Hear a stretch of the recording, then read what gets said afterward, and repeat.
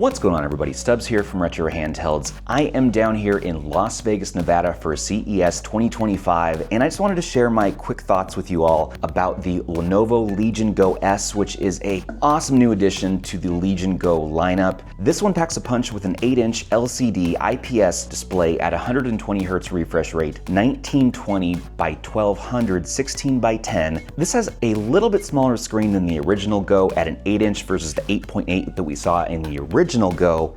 This one is rocking the new AMD Z2 Go, which is basically a rebranded AMD 6800U processor. So this will come with a few different configurations, 16GB or 32GB, as well as 512 gig storage or 1TB. Also remember, there is that Z1 Extreme version that might show up around April this year.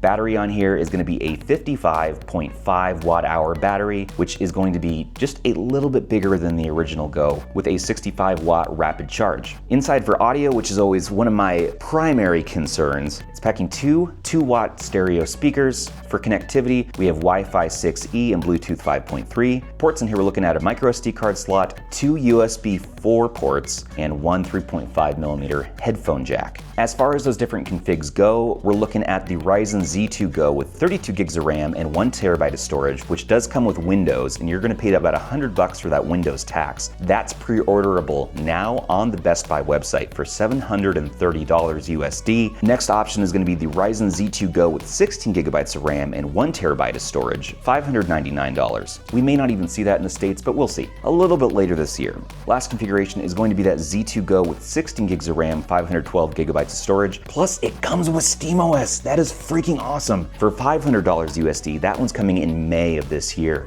So if you are impatient and you want this thing now, $730 from Best Buy, you will get that top tier configuration. You will have Windows. Now, let's talk a little bit about what the Go felt like and what my hands-on impressions were. We were invited to Lenovo's sort of private soiree party event. We all had cowboy hats. We were there with the rest of our crew, as well as a number of our friends and colleagues from within the retro YouTube scene. So that was super awesome to learn more about the collaboration between Valve and Lenovo. And talking with Lawrence Yang, he said, we really don't see this as competition. It's just sort of a nice partnership. It's nice to have more options, more Steam adoption, because really having SteamOS gives you that feeling of having a console. You don't have Windows. When I did get a chance to get my hands on it, first thoughts were, okay, this is ridiculously lightweight compared to the original Go. It felt very comfortable, very ergonomic. Face buttons had great play and travel on them. The D-pad felt okay. It actually felt much better on the Legion Go 2, which we'll talk about in a moment. Overall,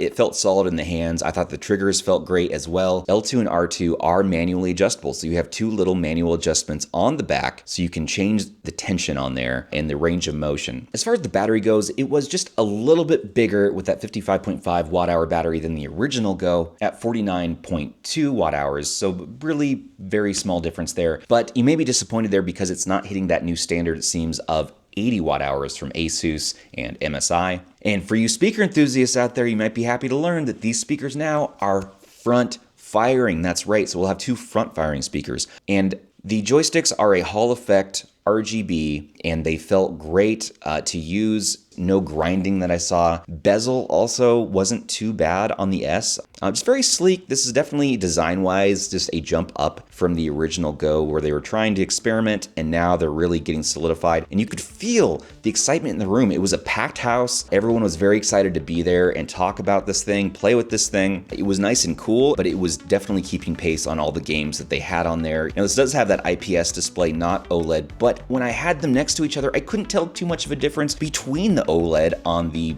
Go 2 and the S. Speaking of software, the new Legion space they had in there looked promising, but it was all very locked down and we couldn't really poke around behind the scenes too much to see what was going on there. I also got hands-on with the prototype for the new Legion Go 2, which is going to be rocking that new Z2 Extreme. That's going to be very impressive. It has that bigger screen with the OLED, bigger battery. Now this felt very comfortable compared to the old Go, but you still had those extra buttons on the side, so there's still accidental presses, but we'll see how that shapes up when we see the final version. Zoo, what did you think about the Legion Go? The meat of my thumb kept hitting a trackpad and turned on keyboard mode, which was inconvenient because Spider-Man kept dying. That's all I got to say about that.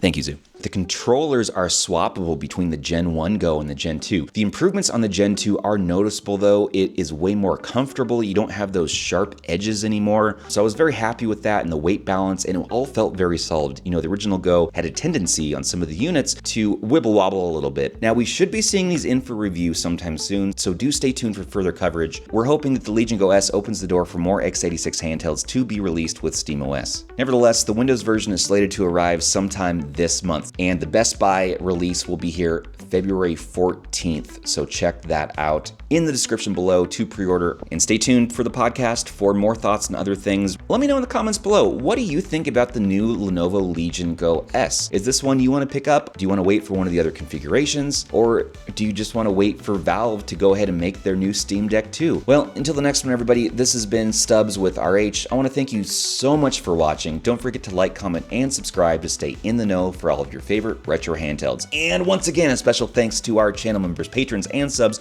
who make all of this here possible for us. Perks with RH start for as little as $3 a month. Join me in the Discord to chat and play games, and join us on the podcast very soon. We're on a little bit of a hiatus right now as we retool for season 5, but we'll be back real soon. Until the next one, this has been Stubbs with RH. Take care of those handhelds, everybody, and each other.